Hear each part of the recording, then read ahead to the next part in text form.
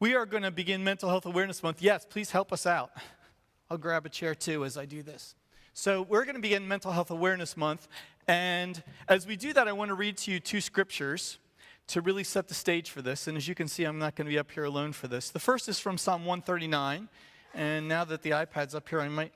See, Matthew told me that I could run the slides from up here from an iPad, but you know there's a lot that could go wrong with this. So... Psalm 139 says, "You made all the delicate inner parts of my body and knit me together in my mother's womb." That's a beautiful image, isn't it? I love that image. It always brings me a sense of peace. "Thank you for making me so wonderfully complex. Your workmanship is marvelous. How well I know it." The psalmist is celebrating here the wonderful complexity of who we are. And that is so true, but sometimes we can be annoyingly complex too. Do you know what I mean? We can't figure ourselves out, much less the people that we love and care about and know. We don't always understand ourselves, to be honest with you, because we have this beautiful complexity to us. And in the New Testament, when they came to test Jesus, it says, when the Pharisees heard that he had silenced the Sadducees with his reply, they met together to question him.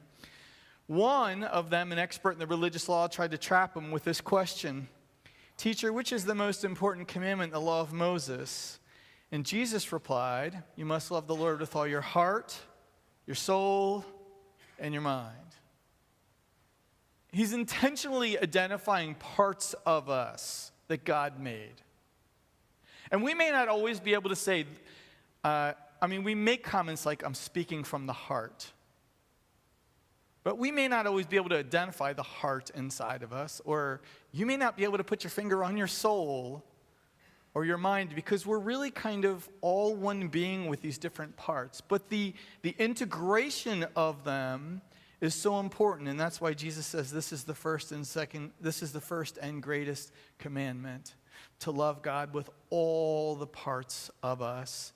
And so one of the things that I've learned in the course of life, and it didn't take me long to learn this, is that there are things that I think I know, and my wife will tell me I don't. And there are things that I know, and then there are things that I know that I don't know. And one of the things that I know I don't know well is the whole field of mental health. I've had some background in counseling. I'm trained as a premarital counselor. I'm certified by 2 different organizations to give premarital counseling. So it's not that I have no exposure in this.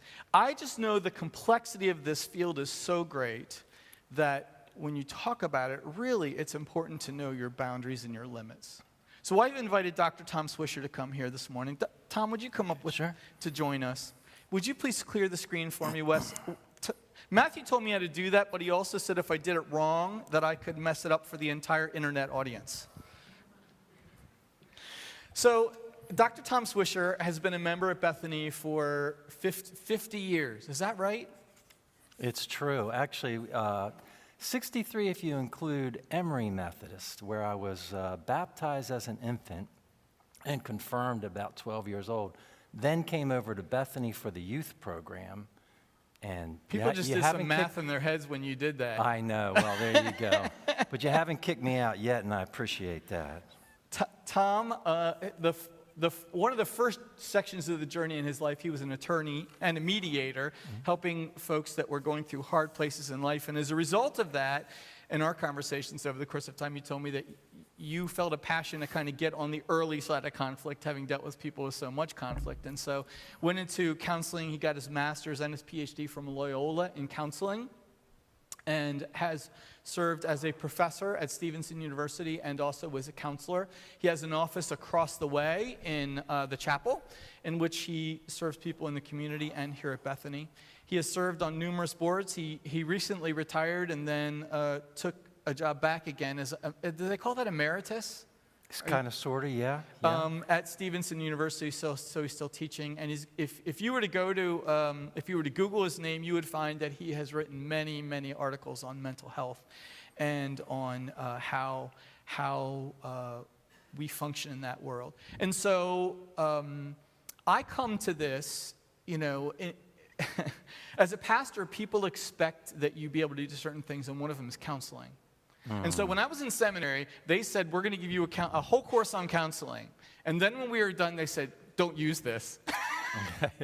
Because you don't know enough, right? You are there to kind of serve as triage. If somebody comes to you, we want you to identify what you can handle and what you can't handle.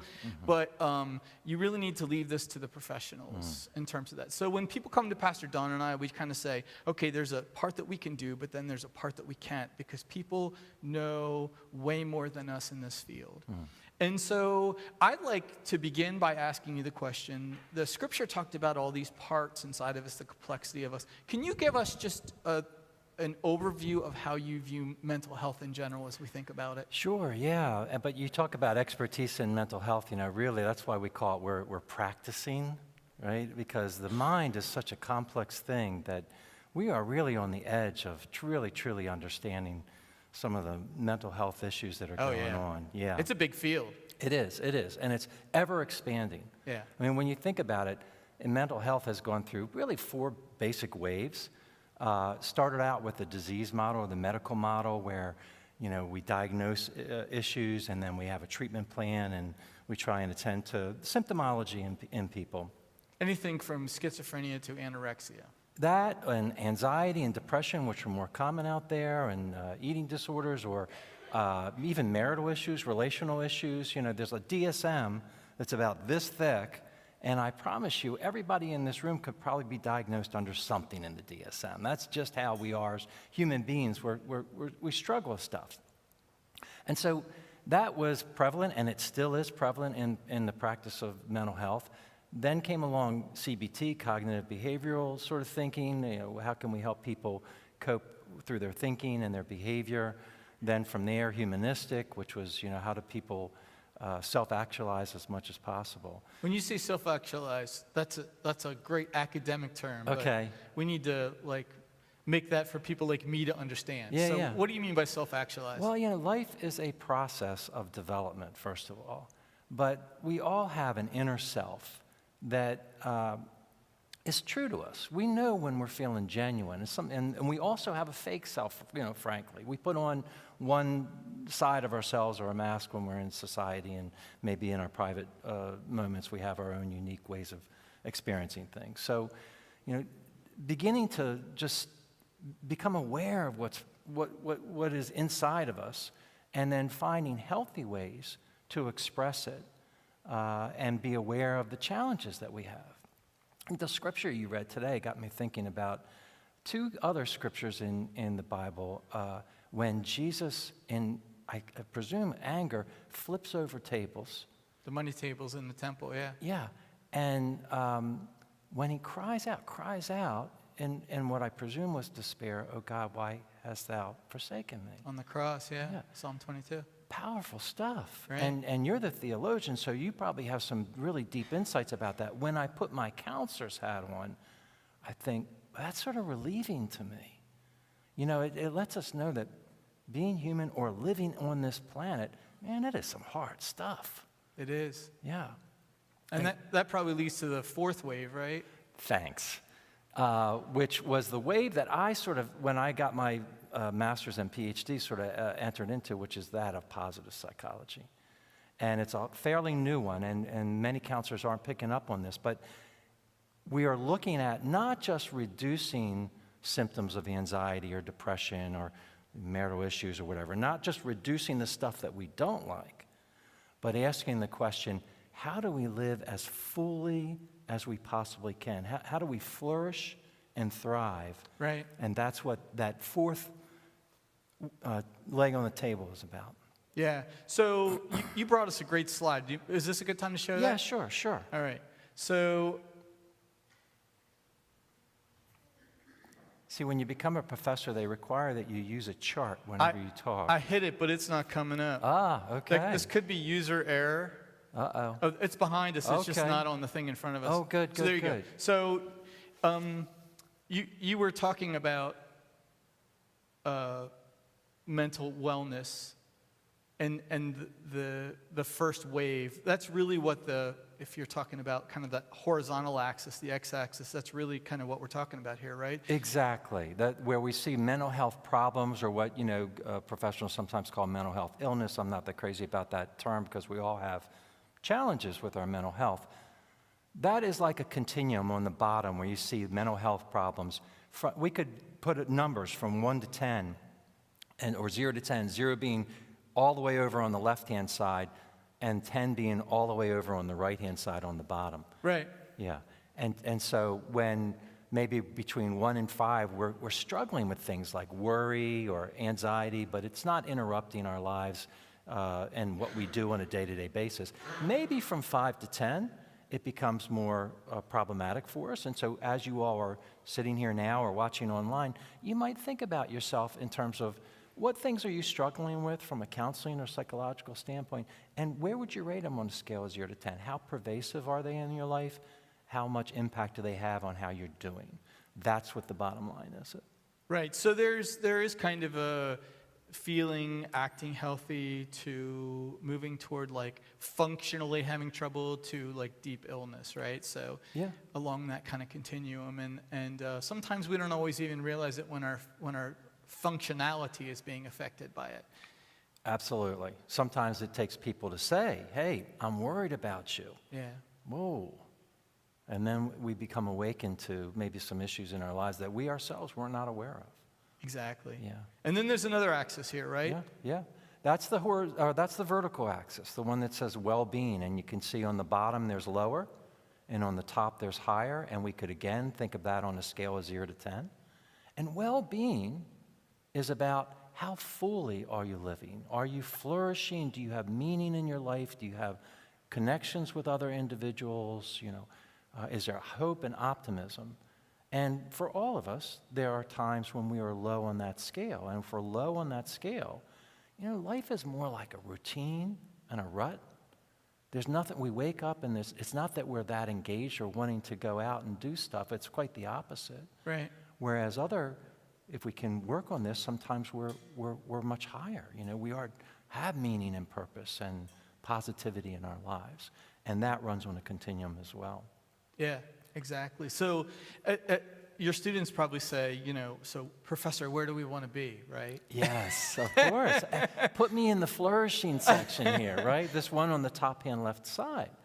But really what I try and encourage them to do, even though this is put into quadrants, is to think about this graph as a pond, and you are a tadpole. And the pond has different sections in it. And so for everyone, probably you've swam in different parts of this pond, and you are today for that matter. In the lower right-hand corner, the one that says floundering, if you're in that part of the pond, you're experiencing some troubling and distressing symptomology. Anxiety, you can't sleep at night, you're eating too much because you're worrying. You're feeling really depressed, you don't have the motivation to go out and do things. You're having some relationship issues, whatever it might be. And they're really impacting your well-being or impacting your ability to do stuff. And at the same time, you're not doing much to take care of yourself. You're not relating with friends. You're not having meaningful things in your life. And there's lots of people in this section.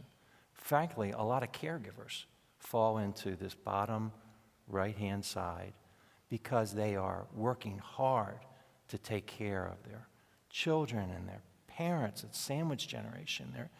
They're taking care of other people, even professionally.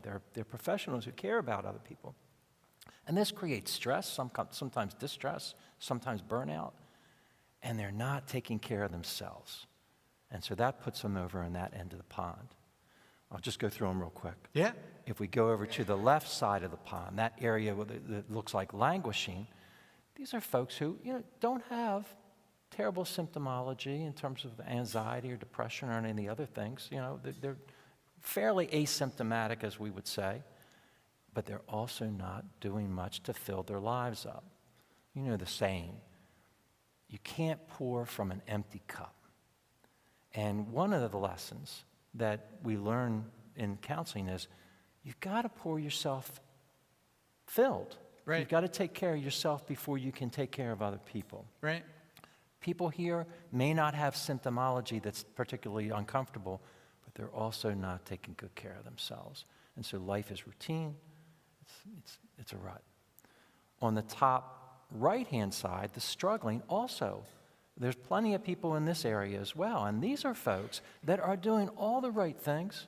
They're engaged in life. They're exercising. They're mentally active. They have great relationships and things like that. But they are also struggling with symptoms of anxiety or depression or grief.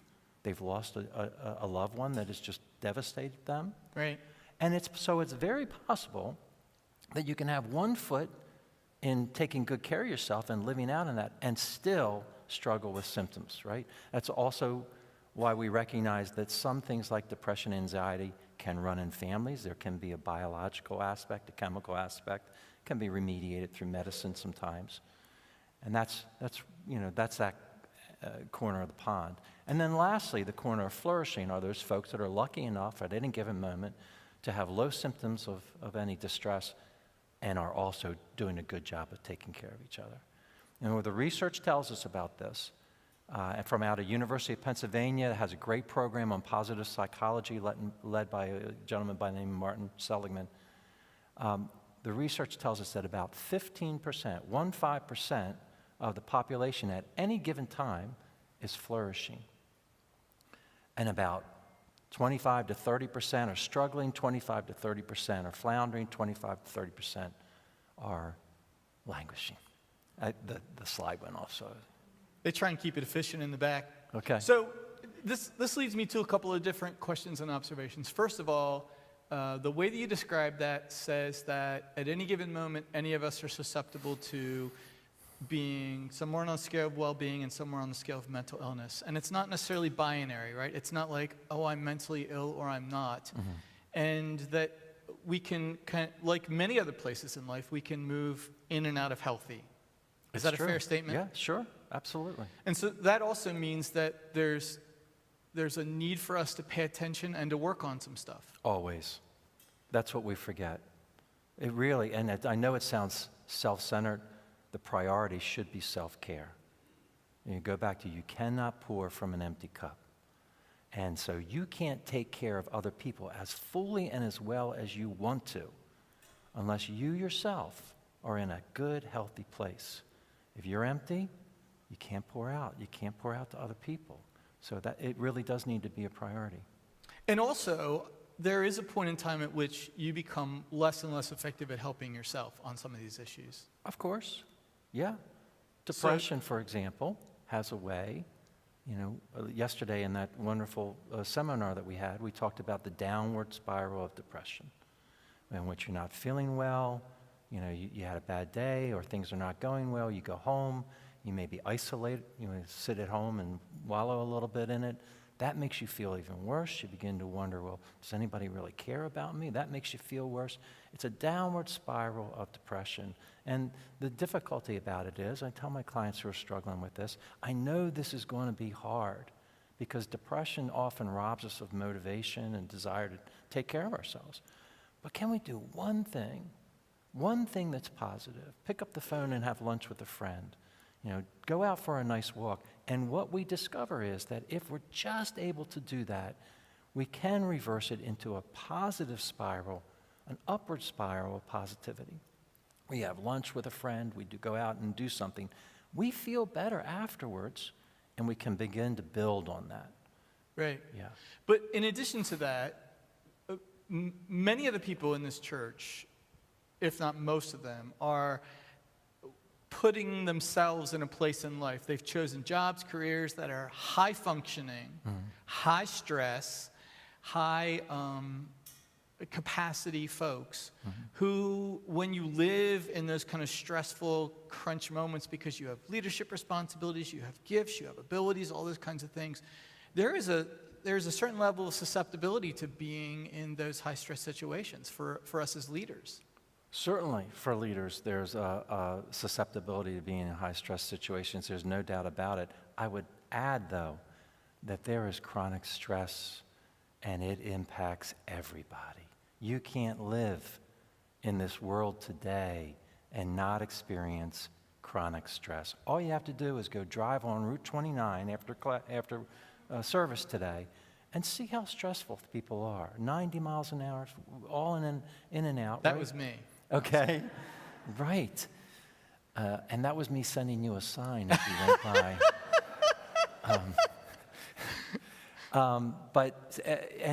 And you're right, the responsibilities of work and family and so many things, whether it's high demand or not, leads us to a pace in life that can create chronic stress. Again, why, if we prioritize taking care of ourselves and having relationships, which are really fundamental, doesn't have to be a lot of them, but some impactful, meaningful relationships, believe it or not, bring down chronic stress in our lives. If we don't take care of that, the concern that I have as a mental health professional with people that I'm working with is that they move into distress. Now, we all live under chronic stress. We don't all experience distress. But when we are experiencing distress, our work is majorly impacted. Our family life is majorly impacted. The distress is keeping us from performing as we once did. Yeah, as you know, my dad was diagnosed a couple of years ago. Actually, I diagnosed my dad. The neurologist missed it. My sister, who's a nurse, missed it. But I diagnosed my dad with ALS. Oh, my. And I called him one day, and I said, Dad, I think you either have ALS or Lyme. And he said, the doctors ruled that out. And I said, Dad, I'm telling you, I believe that you either have ALS or Lyme. Please go and get it checked out. And he did have ALS. And whenever somebody has a disease, you look stuff up on the internet, and if ALS is genetic, and there's a genetic component to it, 10%, then you have a 50-50 shot of having ALS. And I didn't know, when he was diagnosed, they did a genetic test, but we had to wait on the results. And that period of time, which was about 3 weeks from the time he had his diagnosis to the time he got the results, suddenly my life was filled with a level of stress that I've never had before. And I, for the first time in my life, began to have anxiety attacks. I've never had that before. And I had to realize, like, in that moment, that my body had suddenly entered into something that it had never been into before in life, and that I had to respond in a different kind of a way than I'd ever responded to before. And it wasn't that I hadn't been in counseling before. I had. And so when the pandemic came, I was one of the first pastors to call the health insurance company, because our employee benefits package gives us a certain number of free counseling appointments. And I just said, look, we as a staff are going to have to lead the congregation through this hard time. And if I myself am not healthy, I can't lead other people. Exactly. And so I went into another one of the seasons of counseling in my life. And I did it early on because I knew that if I didn't deal with it early on, that it was just I was going to get more acute and more chronic. Exactly. And that was going to become more of a problem. Yeah. And so I get into a district meeting, and I said out loud to the people around me, look, we have an EAP. It's free. Like, you should probably call somebody today to get into counseling as pastors, because we need to do this. Yeah. And I try and say that out loud, because for many people, just the notion of going to a counselor, the idea that your body and your mind and your emotions aren't working the way that they did yesterday is hard. There's a stigma. It's hard. Stigma. Yeah, it's hard. It's hard. I admire that you're sharing it, and I bet you some of your parishioners are saying, no, Andrew, I don't want to know that my pastor he's a counselor. They suspected it. Okay. Well, they knew you needed one, but but the truth of the matter is that it takes a lot of leadership and openness to share, and a lot of strength for that matter. And I admire that we're talking about it right here, and that other people may, from listening to you and what's happening here, recognize that the strength really is in recognizing you don't have the capacity to always deal with everything, and reaching out for resources is a really positive thing.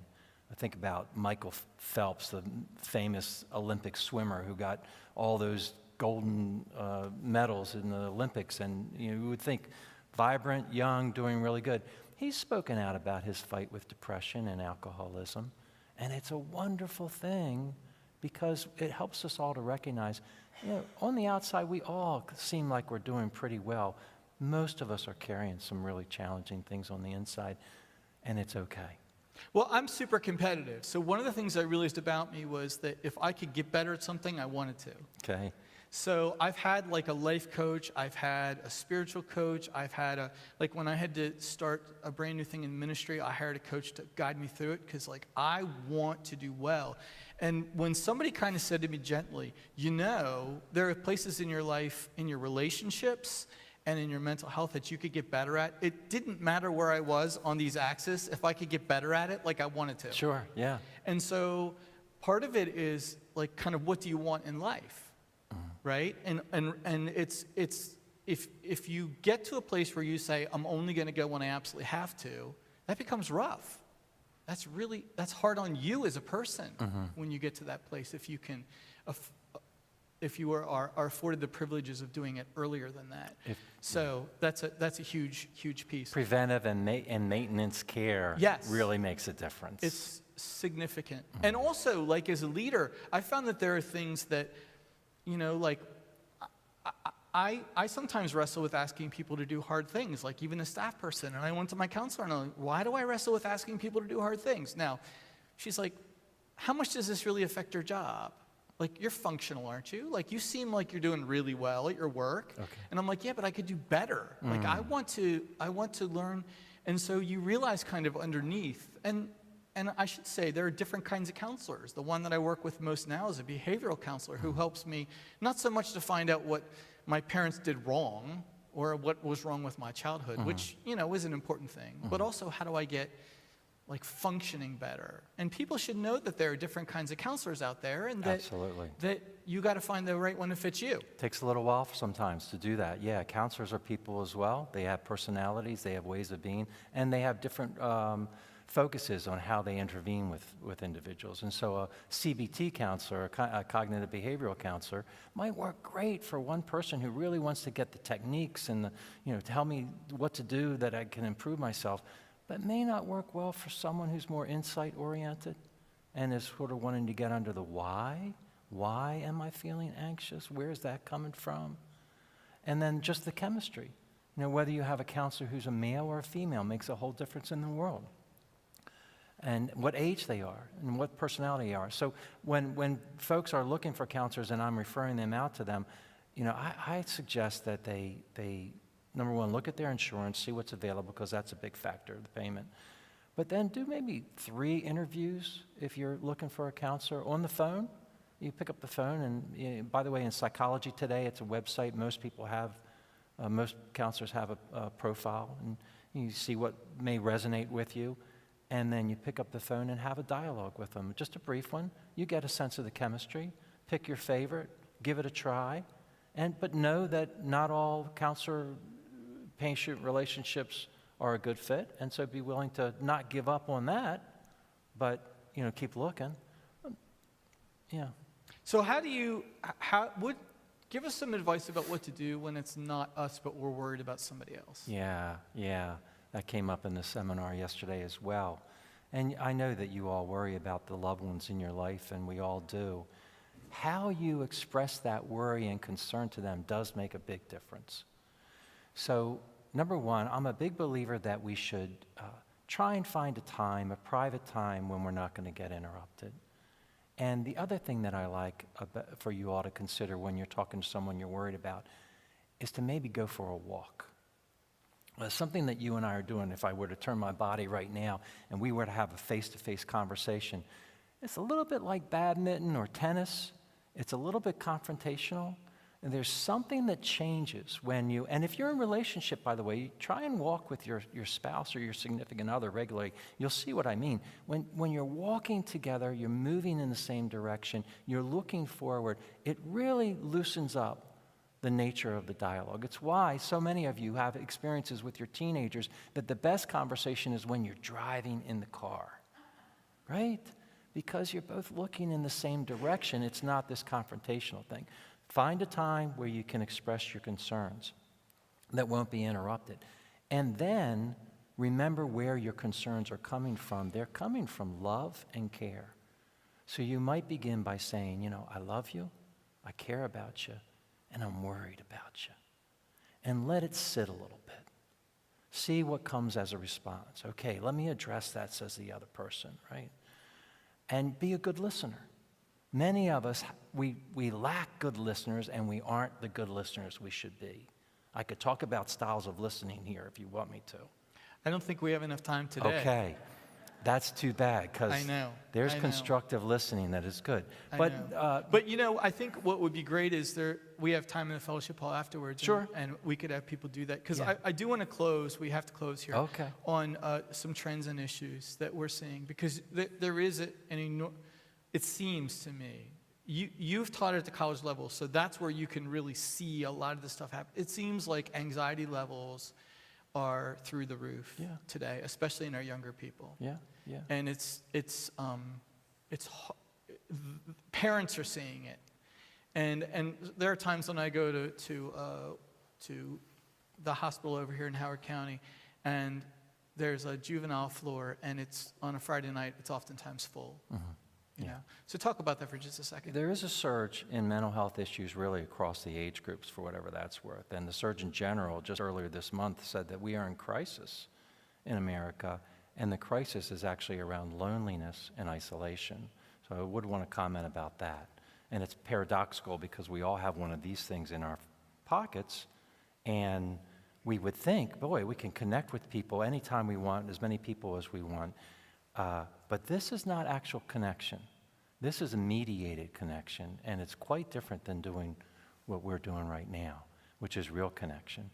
But there is an increase in depression and anxiety in youngsters as well. And it's a hard transition to be. It's tough to be a kid. It's really tough to be a teenager. When you're letting go of childhood and you're becoming an adult. It always has been. But maybe because of the way that technology has come into our lives and the fast pace of life, we are definitely seeing an increase in these things. Best thing for a parent and for a loved one to do is to be a good listener and to offer, you think it'd be useful to talk to your pastor or to a counselor? And if you get a little pushback, well, how about if I go with you? And sort of help them along the way as they seek resources that might be helpful to them. Yeah. You offered to close this with a prayer, which I think I have here. Okay. So, Wes, would you put that up for us? Would you like to lead us in that prayer? Thank you. Yeah, I would. And some of you are very familiar with it. For me, before I start meeting in the morning with folks, I often say this to myself. It's a reminder that we are like a cup. We are like an instrument. And if we open ourselves up to allow ourselves to be available for others, this can be a good prayer to center us on. Yeah. So maybe you guys can say it with me. You got it behind me? Yes. Okay. Let's say prayer together. Wait, just 1 second. Yeah. I'll tell you what, let's do it this way. It might even be more meaningful if you want to do it this way. If you can go without reading, just close your eyes, and I'll recite a phrase, and then you can recite after me. Is that okay? All right. Let's find ourselves there. Lord, make me an instrument of thy peace.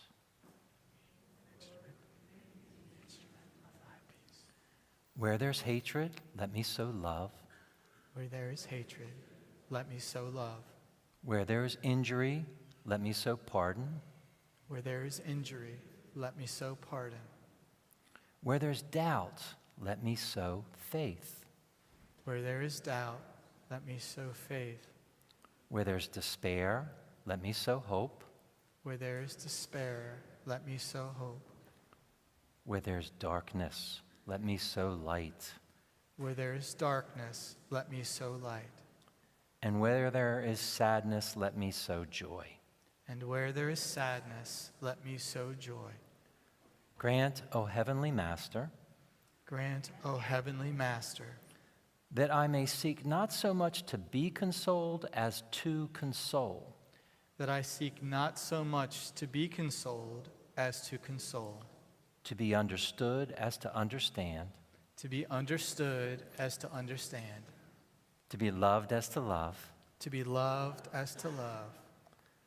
For it is in giving that we receive, For it is in giving that we receive. it is in pardoning that we are pardoned, It is in pardoning that we are pardoned. and it is in dying that we are born to everlasting light. And it is in dying that we were born to everlasting life. Amen. Amen. Thank you, Dr. Swisher. Thank you. Appreciate it. Yeah, God bless everybody.